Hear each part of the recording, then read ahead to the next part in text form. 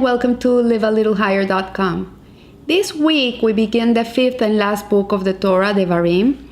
And in this book, it begins telling us that we have to love the mitzvahs, that we have to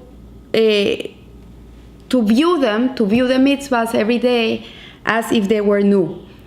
How can we stay fresh with the mitzvahs if every day we're doing the same mitzvahs, we're praying the same prayers, we're doing the same blessings? How can we continue doing them every day as if they were new, with enthusiasm, with love, with devotion? How can we come to perform these mitzvahs in this way? And we see here that the Torah will never ask from us, Hashem will never ask from us something that is impossible, something that we cannot achieve. Everything that the Torah commands us to do or asks us to live by is something that we can achieve. We have it inside of us. So each morning when we wake up, there's a prayer, a blessing that we say, which is called Elokai Neshama, which says, "My God, the soul which you have given within me is pure. You have created it, you have formed it, you have breathed into me, and you preserve it within me. You will eventually take it from me and restore it within me in the time to come. So long as the soul is within me, I offer thanks to you. Lord my God and God of my fathers, master of all works, Lord of all souls, blessed are you, Lord, who restores souls to dead bodies." So what is this prayer telling us? How is this prayer gonna allow us to view every mitzvah every day as if it's new and fresh, and we're full of energy and love to do the mitzvah? And what is preventing us from feeling this way? It's questions that we should be asking ourselves. And this week, especially this week that we're in the 9 days before Tisha B'Av, which we are remembering the destruction of our temples, and we remember we're in exile, that we are not living our lives the way Hashem intended to. We're all not being who we should be. This comes as a soothing balm and a way to look at life with hope and energy and understanding of why we live the way we do. So we say this prayer every morning, the Elokai Neshama, and what it's telling us is that first we were souls in the upper realms, and we had a connection with Hashem. We were completely basking in His light. And then a baby is born, and a soul is taken out from this place, and it's put in a body into this world. And this is what the prayer is saying, that Hashem has given us a pure soul. And this is one of the first things that we think about when we awaken. And we also come to understand that this pure soul comes from God, that it's an essence of God, it's an emanation of Hashem. So then we see in this prayer that we are transforming the soul into a created entity. We see that first it's a pure soul that Hashem puts in a body, and then we realize that we're put in a body and we have an existence of our own. Hashem created the world in such a way that we can feel separate from Him, that we can even come to doubt His existence. I see many people pray to the universe, and they don't want to believe there's a creator. They just see the creation, but they don't see the creator. So it's incredible that Hashem gives us a godly neshama, gives us a part of Himself, and we can still, in this body, which is exile of the soul, come to even question if Hashem exists, and we can say, oh, the forces of the universe. You know, it's a paradox. And then we see that Hashem guards that soul within the body, so that it does not abandon the body. He not only puts it in us, He breathes it into us, but He takes care of it, that it shouldn't leave the body. And then it discusses the first levels of the avodah, the service, which is required by a person. And here in these avodas, in these services, we can come to understand and come to connect to what the Torah is asking from us, that we should view every mitzvah as with new energy every day, like if it's new, with like a child. with wonder, with pleasure. And so the three avodas that it's talking about, this mimer of the Alter Rebbe, which was given in it was then expounded by the Lubavitcher Rebbe, talks about these three avodas, which are Hodah, Beraha, and Ahavat Hashem. So Hodah comes from the word gratitude, thankful. It also means to acknowledge, to recognize where everything comes from. It's what it does is that Hashem's opinion is the correct opinion. It doesn't matter what we think in life or what we believe, but at the end of the day, the emet is the emet. The Torah is the truth. It's the will of Hashem. So this avodah, this service of thankful, of gratitude, is something that is very important in every person's life. If you have no gratitude in your life, then you can never acknowledge anything from anywhere. Like if you're a husband and you come home and your wife has a beautiful meal for you, but you're entitled and you feel this is the way it should be, and it has no gratitude towards the wife and no acknowledgement, then there's something missing. Or the other way around, the husband works so hard all day so you can have a comfortable life and you're not acknowledging, you're not grateful, then something is missing. And then we see here that the Alter Rebbe is explaining that when we're put in this body, we can look at ourselves as a separate creation from God. We can even think that we are not connected to Him, but the opposite is the truth, is the reality that we are very connected to God, and a person can believe and act contrary to Hashem. That's the paradox. And then to be able to rectify this, then the person has to act. And how do we act? We do with the avodah of beraha, of blessings. And a person should accustom himself to saying blessings, like it says that we should say 100 blessings a day in reality. And we begin with Modeh Ani. The first thing we open our eyes, when we open our eyes in the morning, we're blessing Hashem, we're thanking Him. And we should, every opportunity we have in our day to say a blessing, we should say a blessing. Every day I come out of my building and I have this wonderful doorman. He's so sweet. And he says, Mrs. Shetter, how are you doing today? And I always answer him, thank God. Very good. Baruch Hashem. That's a blessing. It's acknowledgement. And he's always taken aback and he smiles, big smile, and he says, thank God. You know, this is an attitude. So here we see that with brahas, with blessings, it helps us reveal the matter to one's soul, and it changes one's nature to be in tune with his beliefs. So we are people of action. If we don't verbalize, if we don't take action, if we're eating an apple and we don't say the bracha for the apple, it's just like a lost opportunity. Like it's never gonna come again. That apple was not being able to be elevated, and you lost the opportunity. So when you acknowledge that God gave you the apple, you're grateful, and you say a blessing, then you're bringing that into action. Because if you keep it in your head and you're always saying, I'm thankful, you're thinking about it, you're really not bringing it into the world. It stays here. To be able to bring it into the world, you have to verbalize. So then from this level of braha, we have to go to the level of ahava Hashem, which means love of God, and this love of God, the avodah ahava of Hashem, is really in between the avodah of hodu, of hodah, of thankfulness, and the avodah of braha. So how does this work? There's two levels of love in the world. One is the lower level of love, and the other one is a higher level of love. So the lower level of love would be I love you. It's about I. The way you make me feel is how I love you. I love the way you make me feel. It's about you. It's about me. It's about how you make me feel. But if you don't make me feel that way, then I won't be able to love you. Then there's a higher level of love, which is you I love. It's not about me, it's about you. So the same way with Hashem. If we love God when He gives us blessings, open, reveal goodness in our lives, it's very easy to love God. When your husband comes home and he's sweet to you and he brings you a gift and he's always grateful, it's very easy to love him.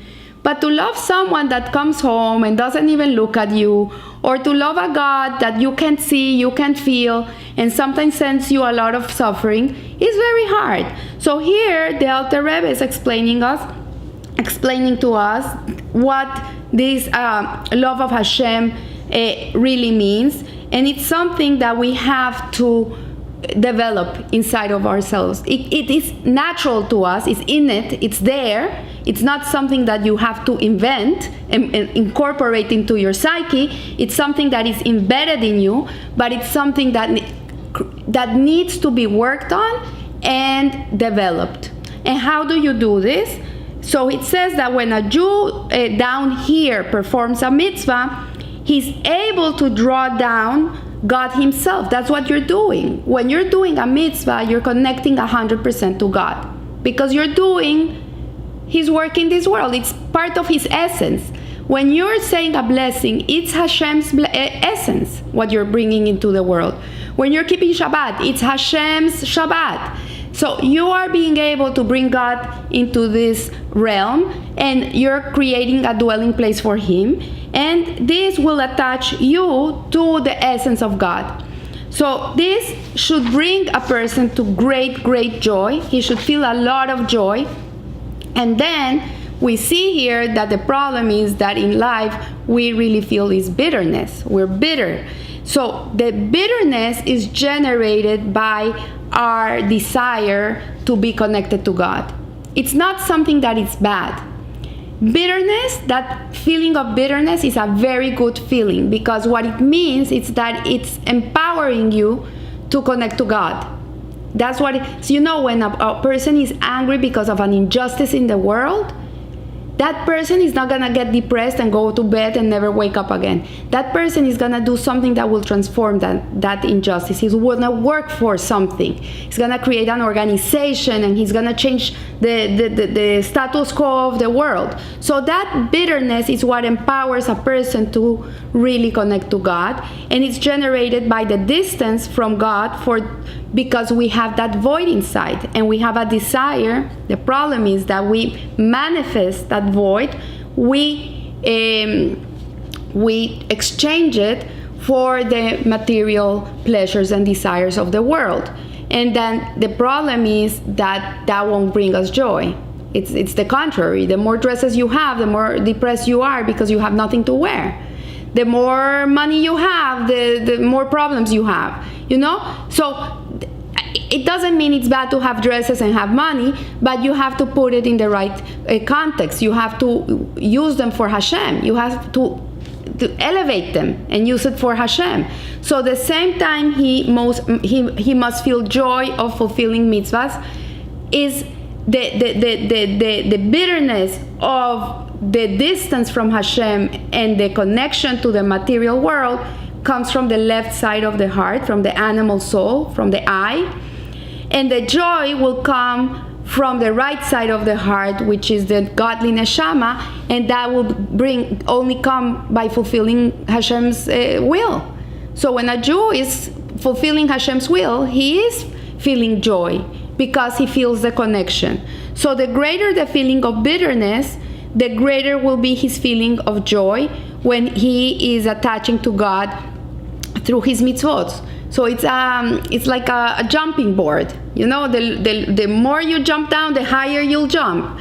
So due to our current exile, and that's the problem we're experiencing today for the last 2,000 years, is that the exile doesn't allow us to feel the connection to Hashem. It's very hard to connect. Even a religious Jew that prays every day, that keeps Shabbat, that keeps kosher, that dresses tznius, that keeps the mitzvot, it's very hard to keep the joy going, because it becomes routinary, it becomes rote, it becomes something that you do, it's a way of life. And to be able to keep it fresh and new every day, you have to really work every day into connecting with Hashem and not with yourself.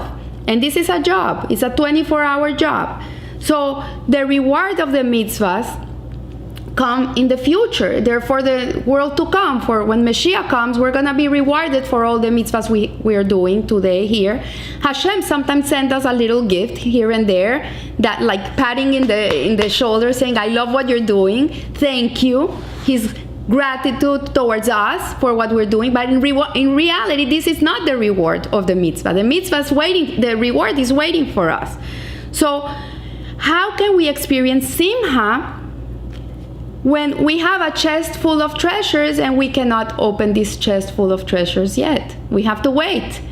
So exile is caused when bitterness and joy are in the wrong place. This is exile. And we can experience it in a spiritual level, in a physical level. And a person can be living in this time of the world, and with hard work and awareness and consciousness, he can really liberate himself from this exile and not live like this at all. He can live with complete joy towards the world and Hashem every day, and experience every mitzvah like if it's a new mitzvah. So when bitterness is put in the worldly matters, such as lack of wealth, health, children, while his joy is only in acquiring these matters, like what's giving you joy in life is what you can acquire, then obviously you're gonna be a bitter person. And this is a classic case of exile of one's godly spark within his animal soul. So this affects the inner spark of godliness and our essence, and it contains innate feelings of love and passion for God. So this void that we have to nurture. We have to nurture this void so we can come to experience the love for Hashem, which is by Hodah, by the Avodat Hodah of gratefulness, by blessing God all day, making Him real in your life. He's a real experience in your life. You experience Him daily, and acquiring that love, that innate love that you have, to nurture it by praying and giving tzedakah, and also by contemplating Hashem's world. When you contemplate His creation, there's no way you cannot love Him. Like if you go to the supermarket here in New York, you can see like 100 types of tomatoes. Like it's crazy. Every color, every shape, every size, every taste. God is giving you gifts all day. So when you go in and you're just looking at the tomatoes and they don't faze you, but when you look and you look deeper and you say, wow, Hashem is really kind to us. Look at all this beautiful creation. He gives us so many options of a tomato. It's unbelievable. Every week I can eat a different one. So when we develop this, then obviously the feelings of love towards Hashem are gonna come out. So there's an analogy here, a parable of a father of a large family that enters the office of a psychologist, and he's very worried because he feels he doesn't love his kids. And he says, in fact, I think I hate them. I don't not only not love them, they're a nuisance to me, they bother me. So the psychologist says, you know what, that is a very profound question. Tell me a little bit about your childhood and your work schedule so I can understand a little bit where you're coming from. So he explained to the psychologist that he had a very not loving childhood. His parents were always very busy and never had time for him. And his work schedule was a very tight schedule. He had to be in the office at 8 and he left at 9. By the time he got home, the kids were like already falling asleep and desperate to go to bed, and he had really no relationship with his kids. So the psychologist says to him that his feelings of love have been in exile. They're exiled. They're not within him. They're outside. And your upbringing concealed your feelings of emotion, the way he was brought up, and your job prevents you from investing physical time and essential mental energy into doing the things that you need to develop. So he said, you need to spend time with your kids. Maybe it's not gonna be natural at the beginning, maybe it's gonna be hard, but little by little you take them out for an ice cream, you take them to bowling, you make one date a week to do something special with them, little by little, and they're gonna be cute to you and nice to you, and you're gonna see how the loving relationship will develop. So with Hashem is the same thing. He needs our time. He needs our presence in his life. So I leave you here. May Hashem grant us the gift of our final and true redemption from this exile. And remember, live a little higher. Thank you.